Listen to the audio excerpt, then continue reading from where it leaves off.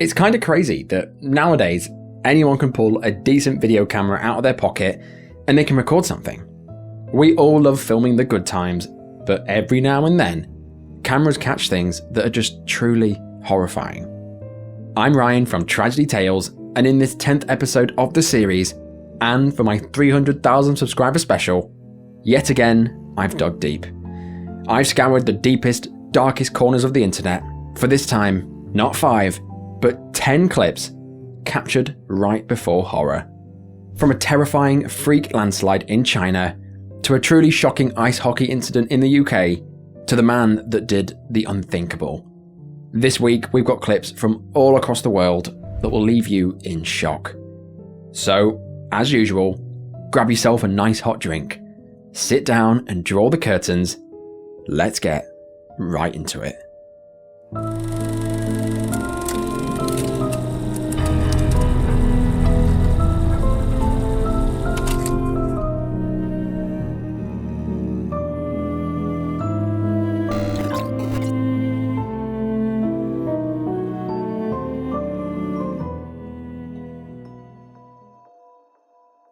This terrifying entry begins on New Year's Day 2024 in Utah, United States, or more specifically at the Salt Lake City International Airport.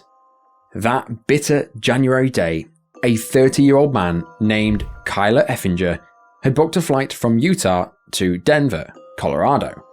Kyler had worked at the front desk of a Holiday Inn Express, and he was described by a coworker as helpful, kind, and honest. He absolutely loved his golden retriever, Quicksilver, that he got as a puppy as a service dog. However, Kyler did suffer from what looked like a pretty bad case of bipolar disorder. By looking at his Instagram, over the years, not only did he post quite a few photos of his beautiful service dog, Quicksilver, showing his friends the growth from a puppy to a full-grown hound, but he also posted quite a few times documenting his fight with bipolar. One post in particular in 2023, Kyler announced that it had been 2 years since his last manic episode. He said, "I'm thankful for my doctors, therapists, medication, psych techs, social workers, nurses, family and friends, and especially my pup, Quicksilver, for keeping me level through this." Sadly, however, in July of 2023, Kyler announced on his Instagram that he had to say goodbye to his beloved dog. He said that she was the embodiment of a service animal and that she would be missed dearly. So, Kyler had a history of mental health conditions, but it seemed at the time he was getting better. But in the summer of 2023, Kyler lost his dog, and then in late 2023, he received news that his grandfather was gravely ill. In a desperate attempt to see his grandfather before he passed away, Kyler booked a last-minute plane ticket, and at around 9 PM on January the 1st, 2024, Kyler arrived at the Salt Lake City's International Airport for his flight from Utah to Denver, Colorado. Nothing was out of the ordinary. He queued up with his suitcase and made his way through security. Despite arriving at the airport with plenty of time to spare, once Kyler got to security, he was held up for an extended period of time, and sadly, this caused him to miss his flight. When Kyler begged to get onto the flight, saying that he needed to see his grandfather, the staff refused. Realizing that he had perhaps missed his last chance to see his dying grandfather, this triggered a manic bipolar episode. In a frantic state, Kyler rang his father, and his father said, and I quote, "Those phone calls, I just knew it was coming on. They call it the manic phase, and those just don't end well for him. And obviously this one was the worst one ever." After being refused entry onto the plane, Kyler went wild. He totally lost it. All captured on CCTV, it showed him running around the empty airport lobby, running towards a locked door at gate A2. He'd taken off his shoes and he was carrying them in his hand. He then attempted to open the door towards the tarmac and towards the plane, but luckily it was locked. After this doesn't work, he can then be seen speaking to a member of staff before running off and attempting to open another locked door at gate A1. He tugs on the door handle furiously before falling to the ground. He then gets back up and pulls on the handle again, before rushing over to the window next to it and banging on it profusely. He then got his shoes and threw them out the window before running off and trying more doors.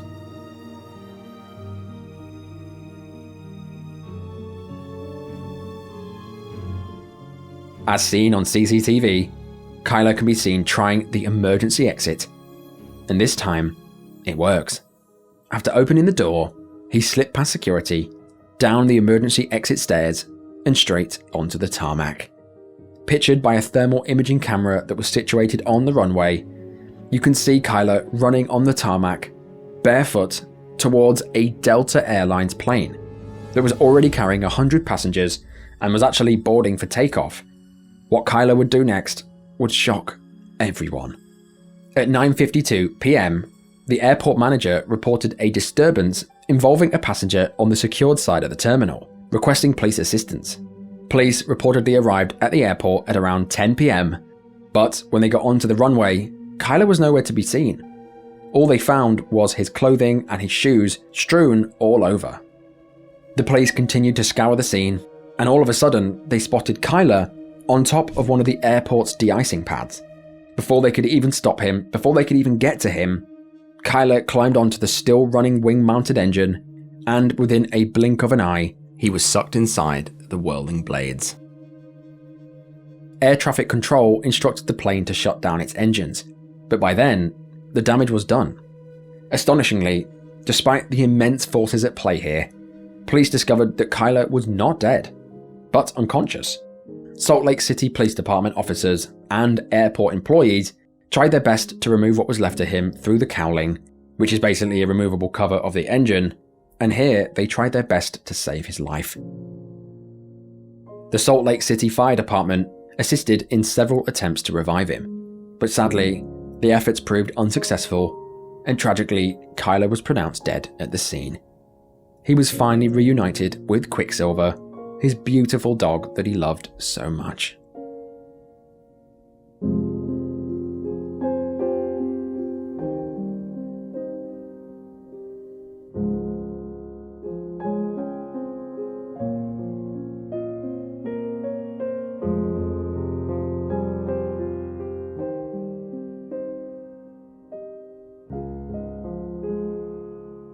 Although airport operations carried on as normal after the incident, the police said that they worked to secure the area and deplane the passengers.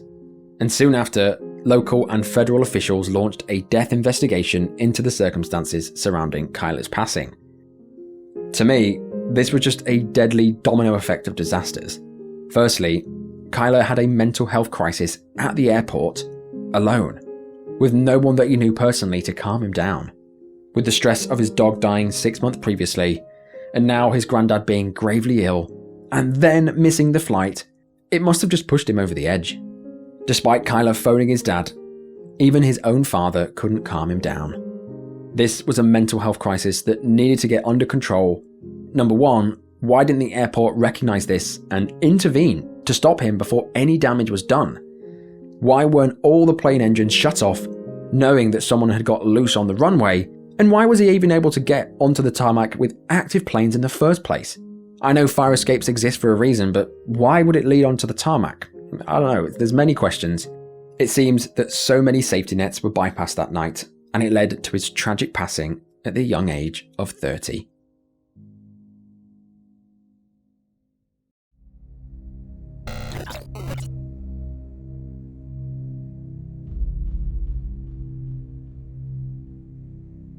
This truly insane footage begins on April the 17th, 2013, in the city of West, Texas.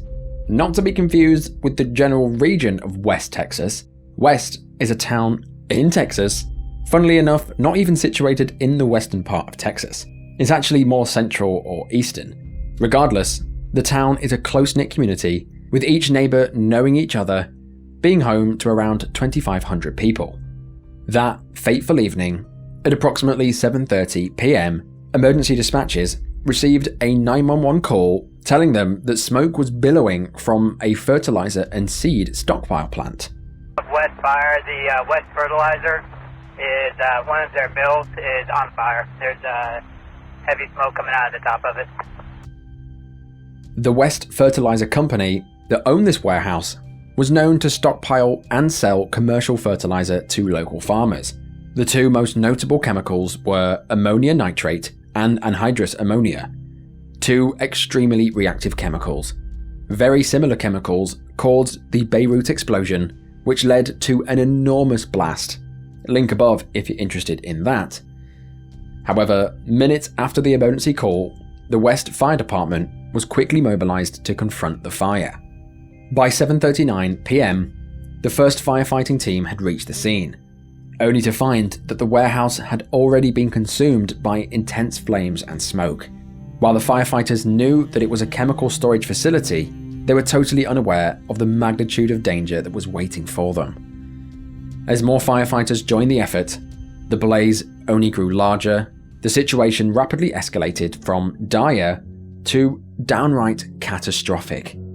Merely 10 minutes after their arrival, at approximately 7:50 p.m, the warehouse detonated in a massive explosion, all captured on video.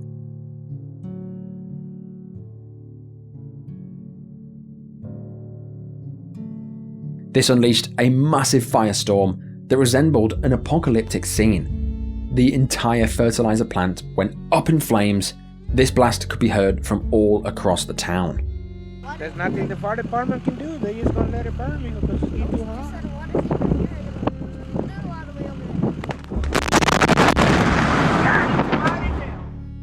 The enormity of the explosion was so large that it registered as a 2.1 magnitude earthquake, with its shockwaves felt up to 80 miles away.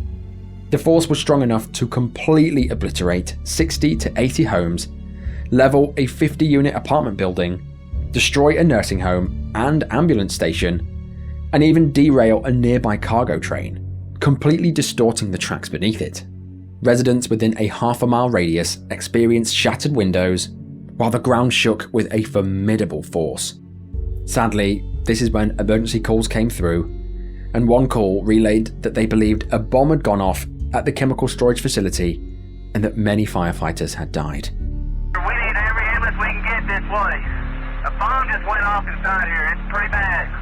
We got a lot of firemen down. Upon the arrival of emergency medical services, the fertilizer plant was no longer standing. It was now completely enveloped in fire, and where the plant once stood, now sat a vast crater etched out of the ground, measuring 93 feet in diameter and spanning 10 feet deep, a true testament to the explosion's force. Despite the known presence of hazardous chemicals like ammonium nitrate, the responding firefighters had not been trained to handle such specialized chemical emergencies. The explosion had devastatingly overwhelmed them. The aftermath of the blast was severe and widespread, causing unparalleled destruction in the local community.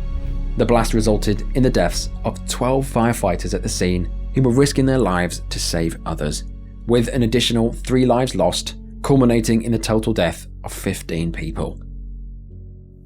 Additionally, the explosion injured 260 individuals, rendered 3 schools beyond repair, and damaged half of the town's 700 homes.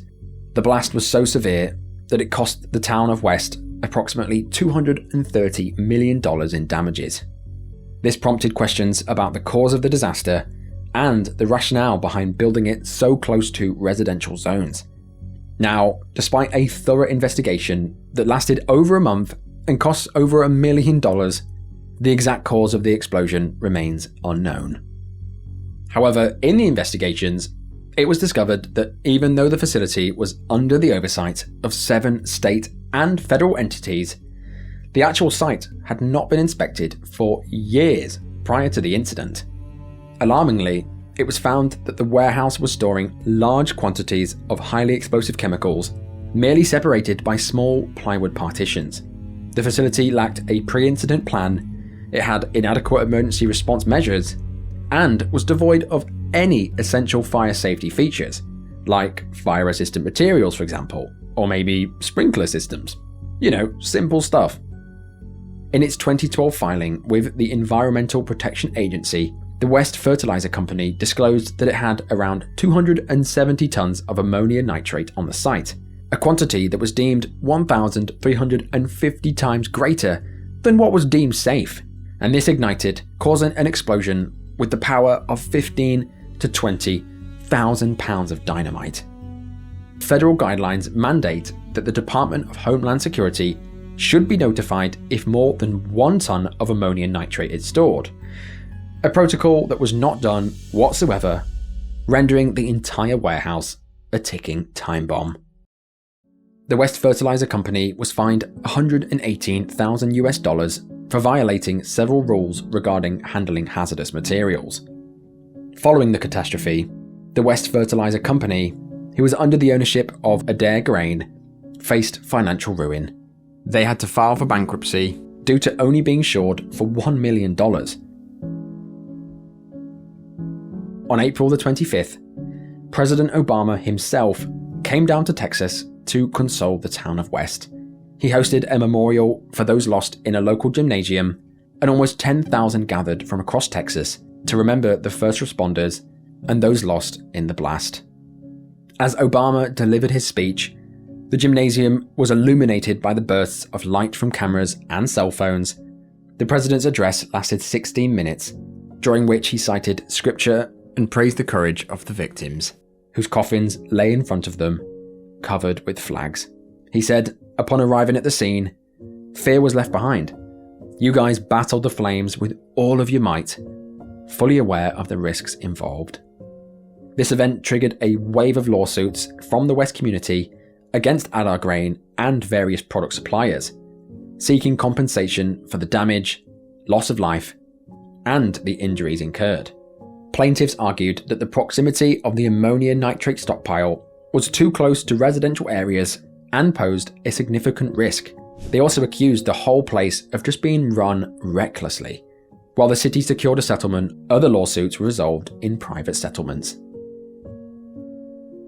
In the following years, the Bureau of Alcohol, Tobacco and Firearms and Explosives concluded that the fire was actually a criminal act, an act of arson. They offered a reward of up to $50,000. However, this conclusion that was reached by the ATF, that the fire was arson, had faced considerable doubt. Although the disaster prompted calls for regulatory reforms to prevent similar incidents, so far there has been little progress in enhancing oversight or safety measures for these huge storage facilities. To remember the 15 people that were lost too soon, a memorial now stands near the site of the former facility.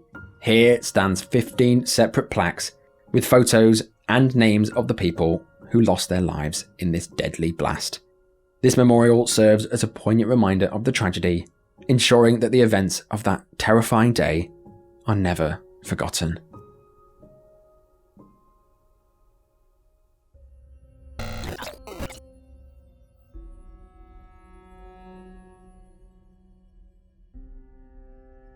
This story begins in the seemingly tranquil setting of the Spanish Lakes Fairways retirement community, located in Fort Pierce, Florida.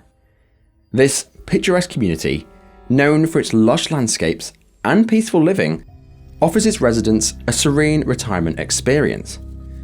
Fort Pierce itself is nestled on Florida's east coast, boasting beautiful beaches, a rich cultural heritage, and most importantly, a nice, close-knit community feel. In this idyllic setting, residents of Spanish Lakes Fairways enjoy a variety of amenities designed to enhance their golden years, including communal areas for socializing and leisure activities. However, one of the community's rules to ensure the safety and well-being of its residents, the community park discourages people walking their animals on the streets, directing them instead towards more scenic routes, such as the various lakes that are situated behind a lot of the community's homes.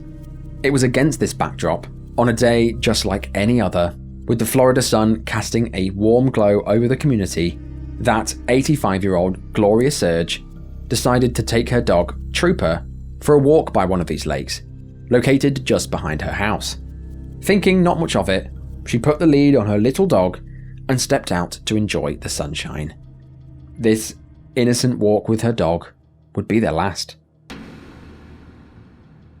All captured in the unsettling CCTV footage that later went viral, you can see Gloria walking innocently by the water. However, what she didn't see was an alligator waiting in the still lake. This alligator was known to some residents as Henry. He is large and he can be seen lurking and preying on Gloria and her dog. In the chilling video, it shows the predator silently stalking them for over 100 feet, completely blending into its watery surroundings. Now this is when all of a sudden, the gator came rushing out of the water, not initially at Gloria, but with its sights set on her dog. As any dog owner would do, in a desperate attempt to save her companion, Gloria pulled on Trooper's lead and got him out of the jaws of the beast. However, this act of bravery turned the alligator's attention towards Gloria, deeming her a much greater meal. With terrifying force, the alligator snatched the 85-year-old, dragging her by her ankle into the murky depths of the lake. Neighbours who heard screaming rushed out of their homes to witness the end of the horror unfolding. Their frantic 911 calls echoed the urgency and fear of the moment. Oh my God! The alligator's got her! Multiple people attempted to intervene, yet the alligator remained unfazed, holding Gloria under the water until the authorities arrived. Amazingly, Gloria's dog survived this ordeal. But sadly, however, Gloria just wasn't so lucky. Unfortunately, nothing could be done to save her life, and she was pronounced dead on the scene. Henry the gator was soon caught and hauled off into a truck, where he was later euthanized and Gloria's remains retrieved. This caused a local outcry. While the residents knew about the gator population, and even some were given names like Henry, many wondered why Gloria was forced to walk near the water, and wondered why there were no signs at all to warn people who were not aware. If you don't know, Florida has a large alligator population over its 67 counties. They actually have 1.3 million alligators in just Florida alone. They're literally everywhere, and most people living in Florida should be aware that any body of water may contain a gator. They can be found in practically all freshwater bodies, and occasionally even in saltwater. So, considering the sheer amount of these predators lurking in the depths, you'd think that alligator attacks would be very frequent, right? Well, in reality, they're just not.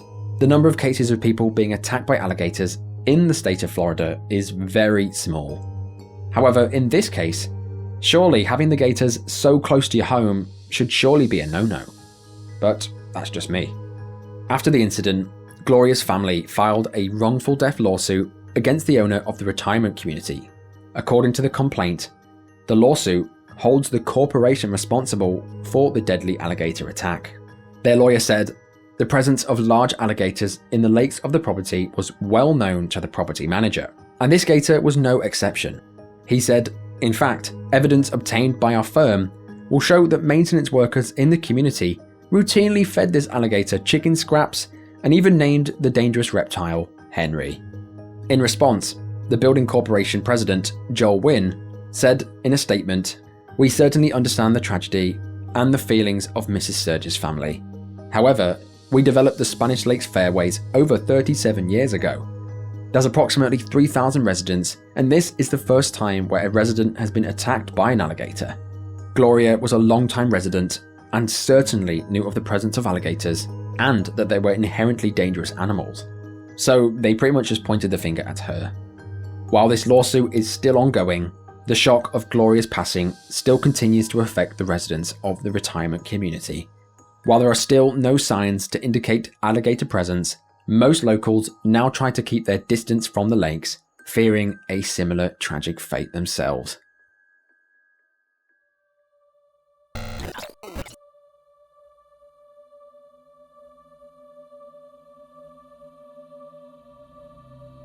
On the 1st of January 2024, a chilling scene unfolded in South Korea's Gangwon province, specifically within the Pyongyang region. That cold, icy night, as some were still shaking off the remnants of the New Year's celebrations, the local residents hunkered down, bracing themselves against another bout of fierce winds and piercing cold. Yet, unbeknownst to them, the weather and the hangovers would soon become the least of their worries. As darkness enveloped the area once more, an eerie change was on the horizon. At around 8:30 p.m. on that New Year's Day, the people of Gangwon Province witnessed an unsettling sight.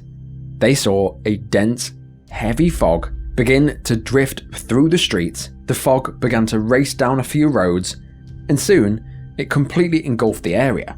It spread across the roads and blanketed a small part of the town.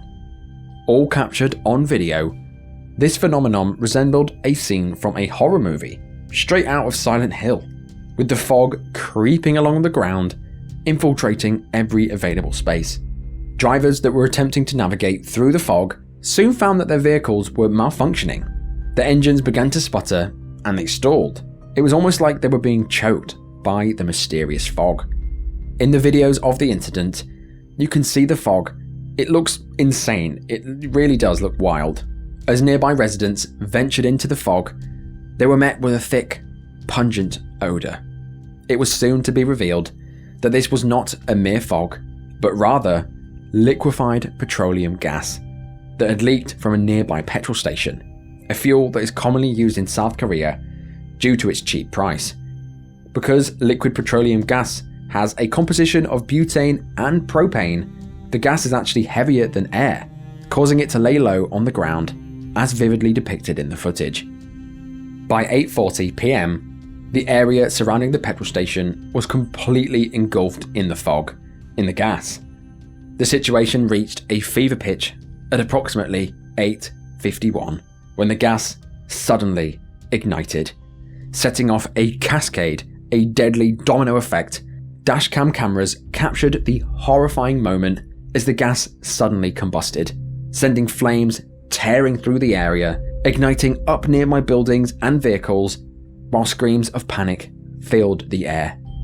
But as quickly as the fog had appeared, it had dissipated, leaving behind a scene of devastation.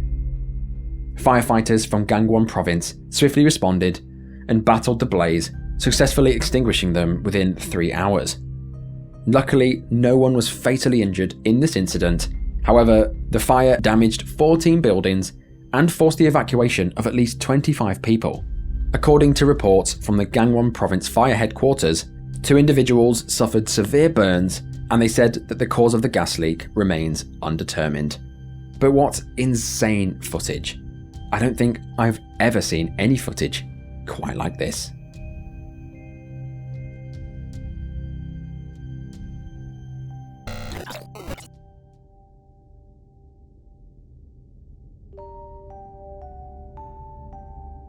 This traumatic footage was recorded on October the 28th, 2023, in the United Kingdom, in the heart of Sheffield, very close to where I live actually, under the gleaming lights of the Utilita Arena.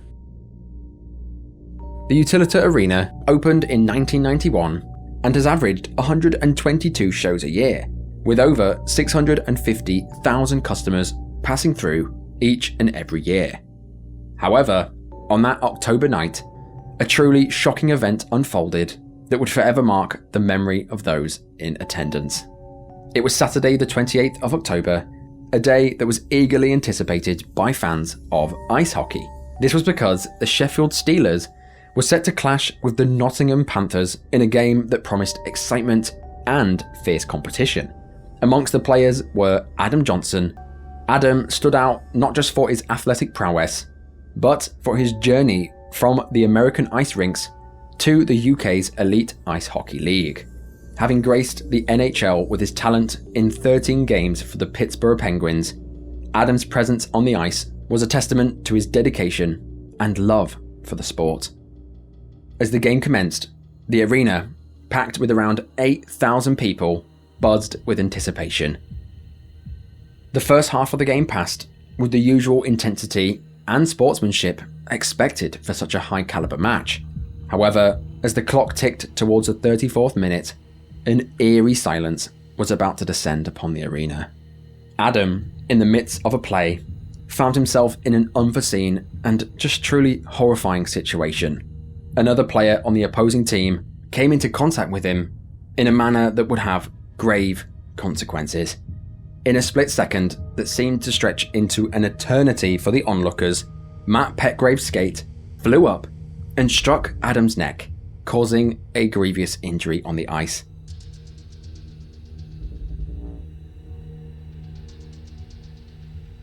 Now, this is me just trying to explain the footage, but what essentially looks like happens is Adam's skating along and Matt just sort of leaps up in the air and his skate suddenly reaches Adam's neck. Within just a second, the damage was done. The arena, once filled with the roars of the excited crowd, fell into a stunned silence. This silence was only broken by the sound of Adam's skates as he struggled to get to the safety of his team's bench. Adam had had his jugular veins severed by the ice skate, a group of major blood vessels that stretch from your head to your upper chest. Bleeding profusely, Adam collapsed onto the ice. A stark contrast to the white surface was now stained with his red blood. Immediately, his teammates and opponents alike rushed to his aid, forming a protective circle around him while the arena's paramedics hurried to provide emergency care. As protective sheets were drawn up around this impromptu circle, the players with heavy hearts retreated to the locker room, and the spectators were told to leave.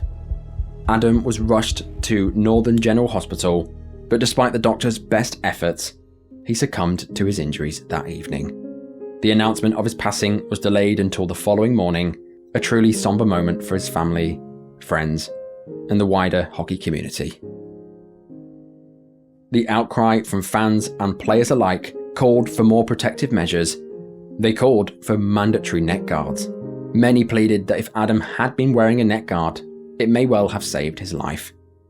As the community grappled with the loss, the circumstances of this incident came under scrutiny.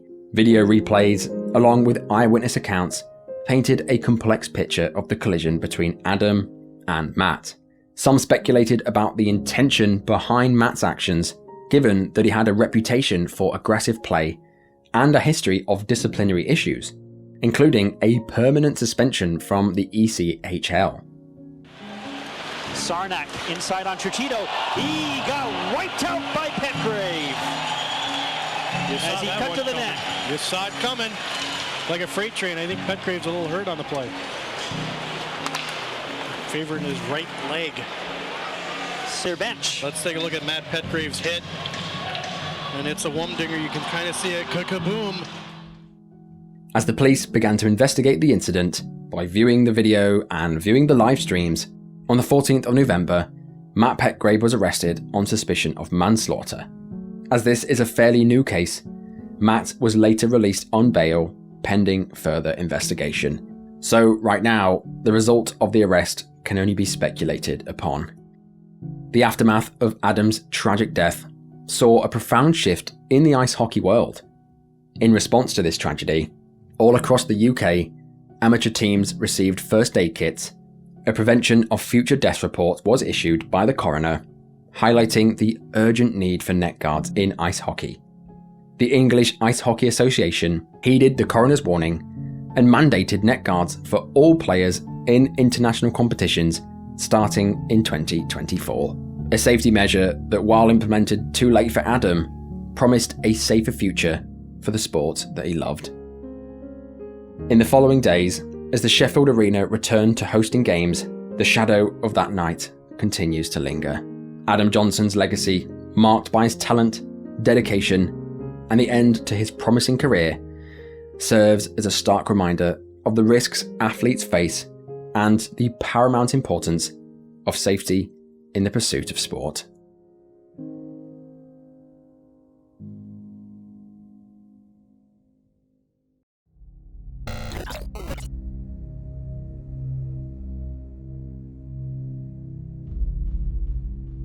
This, frankly ridiculous footage finds its origins within the heart of Africa, within the diverse landscapes of Kenya. While the clip dates back to January 2021, unfortunately I was unable to find the precise location or even the time that it occurred. However, the content captured in this particular video is just startling in nature. But the tension soon escalates when one audacious individual dares to approach it from behind.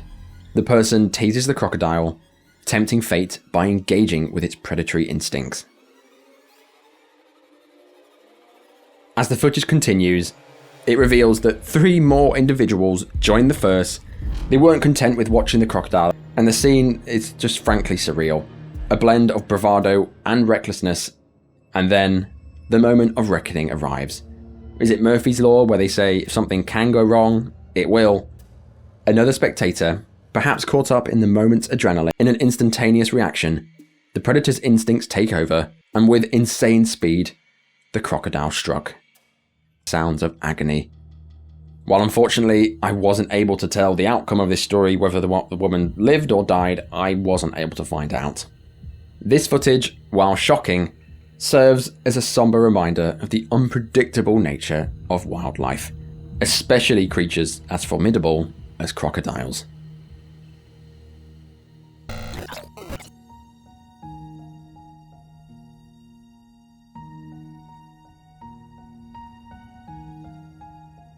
In the unassuming routine of daily life, where cycling through the streets offers a moment of solitude and reflection, you never expect that it's going to be your last bike ride, and you never expect this to happen.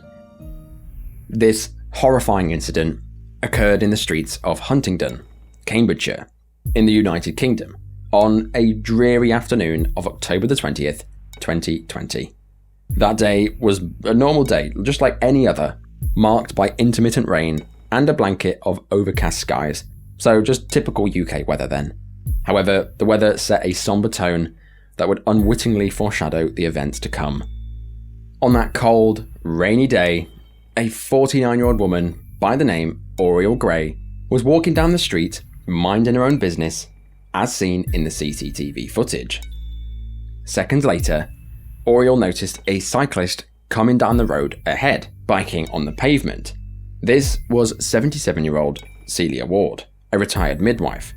As she was approaching Oriel, completely unprovoked, in a sudden outburst, Oriel shouted at Celia, telling her to get off the pavement.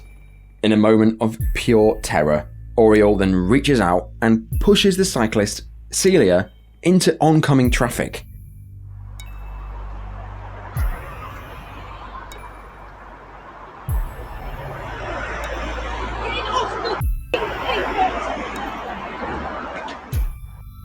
The vehicle that was passing was caught by surprise and had no opportunity to swerve or stop, resulting in Celia's immediate death on the scene. In a truly horrible twist, Oriel was not fazed by this encounter. She left before even the ambulance arrived and actually went food shopping. She went to Lidl and Aldi and had a good time, pretending like nothing was happening. The police were forced to track her down, and then, when questioned by the police, Oriel was evasive and said that she may have shouted, but of course she didn't push the cyclist, she would never do that, trying to lie to the police and say that it wasn't her fault. But little did she know that her terrible act of malice was all captured on camera. Your arm's still out, and it looks like your mouth is moving. What were you saying? I think to slow down, just slow down. Slow down? Yeah.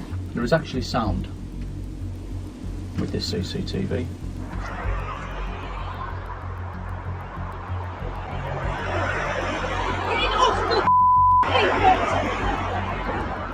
I'll stop it there because that's the key bit. We don't need to keep watching the bit where the lady gets hit by the car. Right. Did you hear what was said there by yourself? Not quite, no. I couldn't really hear it. Speak. What you said was get off pavement. What did you mean by that?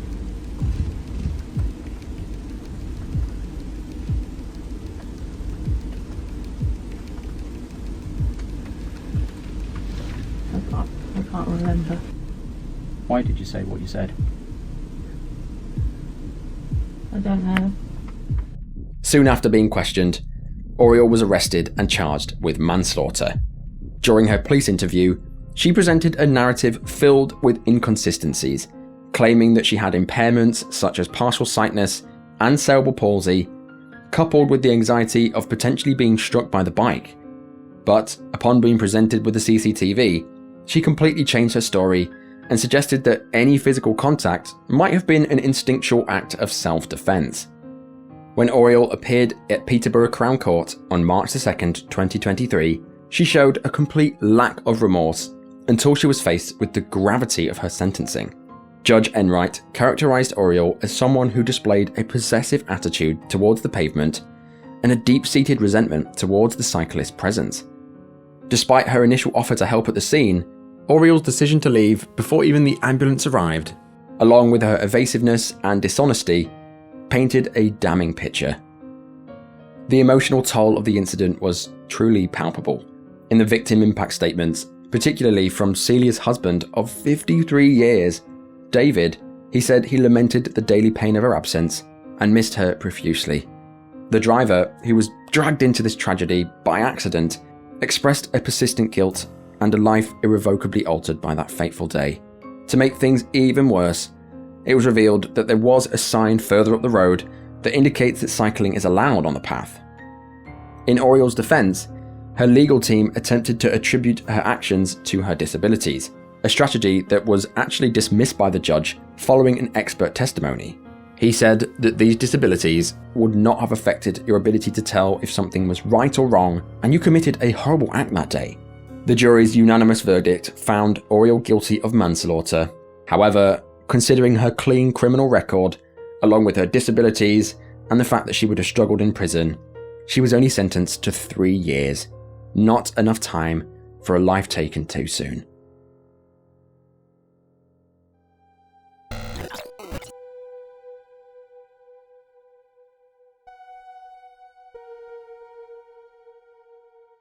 Now this truly shocking footage unfolded on a seemingly ordinary Monday, March the 15th, 2021, within Pembroke Pines, Florida.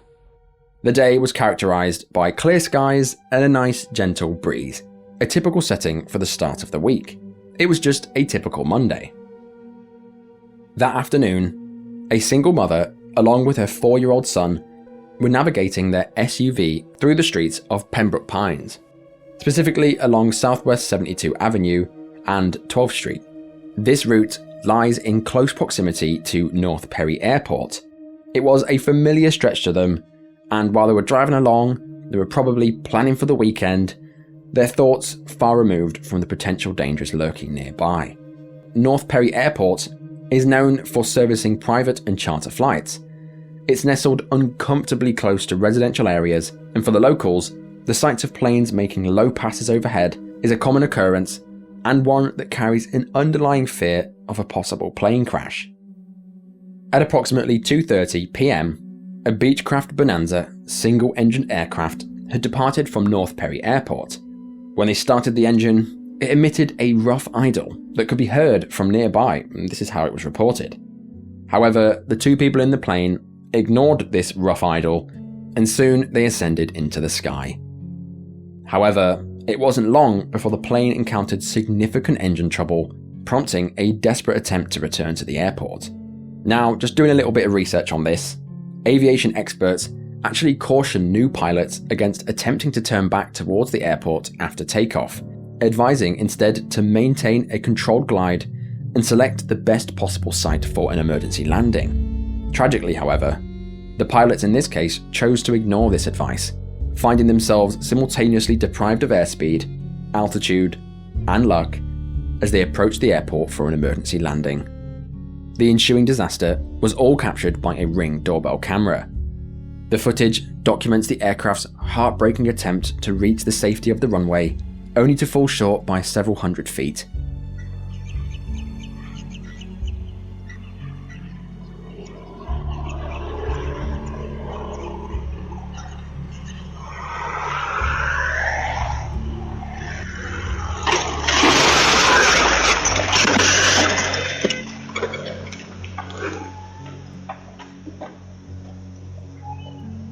The plane clipped low-running power lines before tragically colliding with the SUV.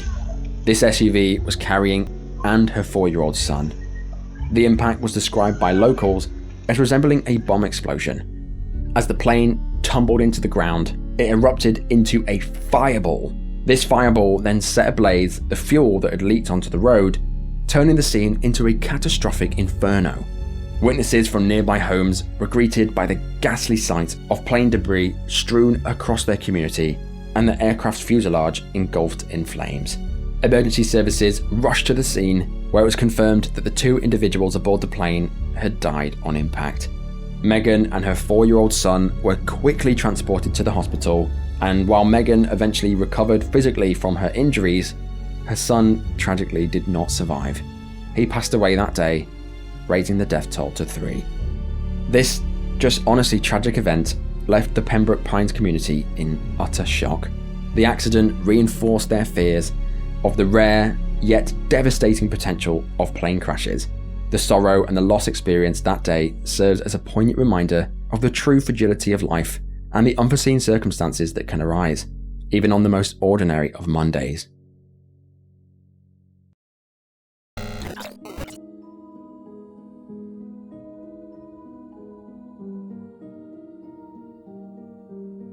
On February the 22nd, 2023, a harrowing event unfolded in the Alksa League, located in the remote and sparsely populated area of Inner Mongolia, within China's northeastern province of Heilongjiang. This region, whose economy is heavily reliant on mining and extractive industries, became the site of a devastating mining accident that captured national and international attention due to its severity and the tragic loss of life involved. Despite China's status as a leading coal producer in the world, with Inner Mongolia ranking as the 2nd largest coal producing area, its mines are notorious for being some of the deadliest in the world. This reputation stems from a combination of lax safety standards and the industry's struggle to comply with the government's repeated calls for safety measures. Official data from China's National Mining Safety Administration indicated that the number of accidents in coal mines nearly doubled in 2022 compared to the previous year, with the death toll hitting a peak of 245 in 1 year. Amid these concerning trends, the Alksa Left Banner Mine, a significant open pit coal mining operation that had transitioned from an underground mine in 2012, became the epicenter for a tragic incident. On February the 22nd, 2023, at approximately 1:16 p.m, as hundreds worked away in the open pit mine, slogging away completely out of the blue, one of the giant slopes catastrophically collapsed. All captured in the CCTV footage, it looks ridiculously insane. More than 50 workers were buried under a massive debris field stretching half a kilometre wide and approximately 80 metres high. The people that were buried, there was no chance for them to survive. Rescue, of course, rushed to the scene, but they were only able to rescue 6 people, but dozens more were unaccounted for. They were presumed missing or dead. The situation's gravity prompted Chinese President Xi Jinping to demand an exhaustive search and rescue operation. Despite deploying over 300 rescue workers, equipping them with heavy machinery and rescue dogs, the efforts were plagued by challenges, including a second landslide that further buried the people trapped. The recovery mission was complex to say the least. They had to use innovative strategies such as layered excavation and other descending methods to navigate the ongoing threat of additional collapses. Family of the missing waited anxiously for an answer, but months went by and then the death toll was announced. In the announcement, officials confirmed that all the missing miners had perished, bringing the total death toll to 53. This incident cast a harsh light on the safety measures set by the Inner Mongolia Xinjiang Coal Industry Limited. This company faced penalties for a range of safety violations. This tragedy not only highlighted the persistent risks associated with China's mining industry, but also led to a nationwide push for more stringent safety measures.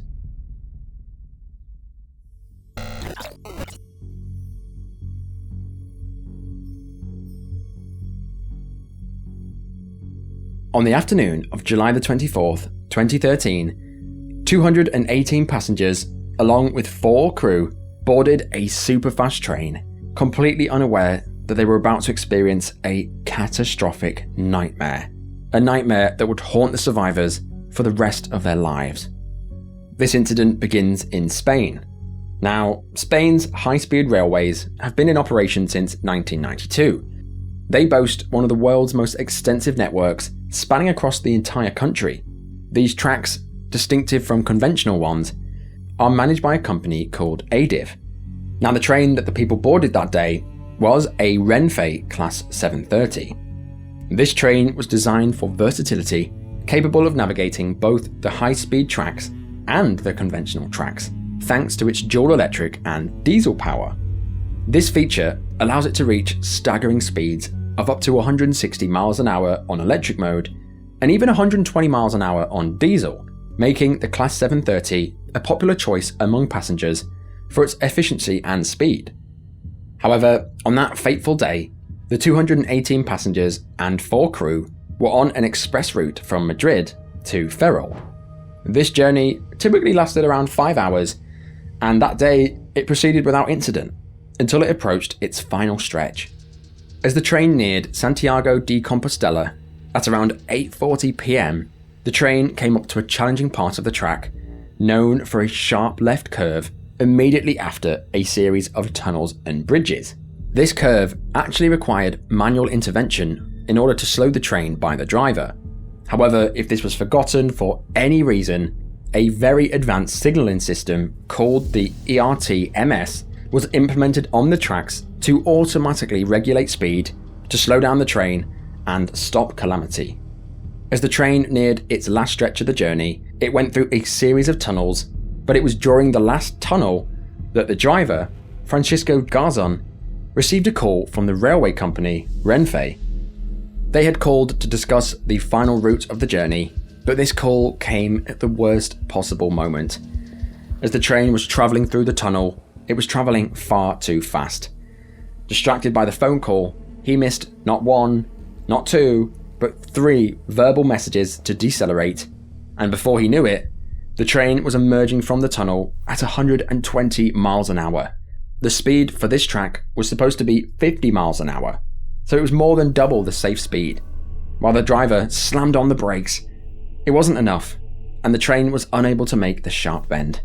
All captured by trackside cameras, the disaster was immediate.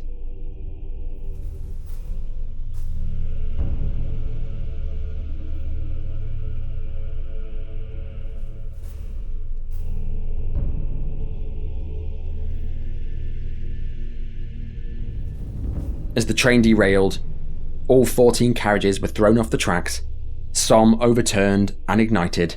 The safety system that should have slowed down the train failed to kick in, causing absolute destruction. The local community felt the reverberations through the floor and rushed to the scene, but they were met with a scene of just pure horror. Emergency services, including 320 police, firefighters and medics, faced the grim task of rescuing survivors from the wreckage. Every single carriage had come off the rails, and most of them had slammed into a concrete barrier lining the curve. This led to exceptional mortality and injury. When the train derailed, the consequences for the passengers were severe. Due to the sudden deceleration, individuals were thrown forward with force, and as the train took the sharp left turn and derailed, the inertial forces threw the passengers to the right side of the carriage, and inside the overturning cars, people were tossed around violently, leading to chaos. The impact compressed the interior space of the damaged cars, trapping many in confined, crushed spaces, surrounded by the dead. As I said, some of the cars actually caught fire, resulting to severe burn injuries to those inside. Many people suffered lacerations from shredded or torn metal parts caused by the wreckage, and these combined factors contributed to the tragic loss of life. This horrific accident resulted in the deaths of 79 people and caused injuries to everyone on board. This was Spain's worst rail disaster in over 4 decades. Despite the fact that the company, Renfe, was actually on the phone to the driver at the time, and the fact the ERTMS Guardian Angel safety system did not kick in, just 4 days after the accident, on July the 28th, 2013, the train's driver, Francisco, was detained, and here he admitted a momentary lapse of judgment and concentration. He was charged with 79 counts of homicide by professional recklessness and an undetermined number of counts of causing injury by professional recklessness. A thorough investigation ensued. The train's black box showed that while the driver of the train did try to apply the brakes, it was far too late. The train was travelling at 111 miles an hour when it derailed, far exceeding the speed limit on this point in the track. Investigators then looked into why the safety system did not kick in to slow the train down and prevent this tragedy. Their investigations revealed that the Guardian Angel ERTMS system, which should have prevented the crash, was actually disabled at the curve. ADIF, the company which was supposed to maintain the track, found that it was causing trains to randomly come to a halt, causing trains to be delayed, and in turn, losing money. In response, ADIF had granted permission to switch the system off. This left this stretch of track only under the protection of the older signalling system, which only warns the drivers if they're exceeding speed limits, but it won't actually slow down or stop a speeding train. Now it seems like a lot of people are to blame here, but despite the fact that the railway company ADIF had removed the safety net, they, along with the railway company Renfe, who were on the phone to him at the time, placed 100% blame on the driver. While this incident occurred over 11 years ago, court proceedings continue to this very day. The decision to disable the ERTMS system and the subsequent reliance on an outdated system has led to a lengthy legal battle. As the legal battle went on, the driver, along with ADIF's former security director, faced charges of professional recklessness causing death. In October of 2022, the victims' families requested nearly 58 million euros in damages. The driver, along with the former director of security, continued to stand trial, accused of homicide resulting from serious professional negligence, each of them facing 4 years in prison if convicted. And also, whoever's convicted also is responsible in paying that 58 million euros. The driver's lawyer, Manuel Prieto, said that missing signposts along the stretch of railway line where the accident occurred and other inadequate safety measures had triggered the derailment, and not the client's phone call. To this very day, the driver and ADIF continue to point the finger at each other in court. However, whatever the outcome, it will never bring back the lives of the 79 people that were lost and rebuild the families shattered.